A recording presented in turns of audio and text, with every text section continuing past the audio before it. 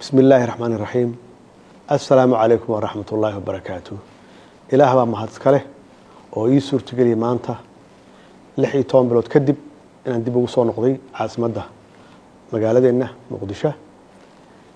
Waxaan doonayaa hadduu Ilaahay yiraahdo inaan ka shaqeeyo xalna ka dhex raadiyo dastuurka furan oo la doonayo in wax laga bedelo ama la dhameystiro.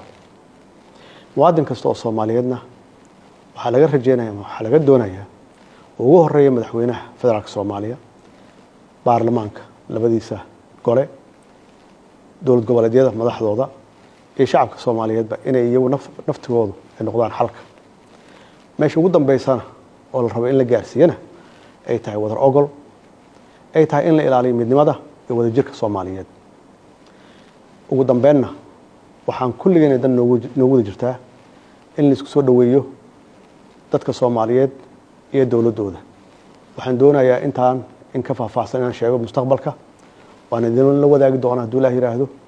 wassalaamu calaykum waraxmatullaahi wabarakaatuh.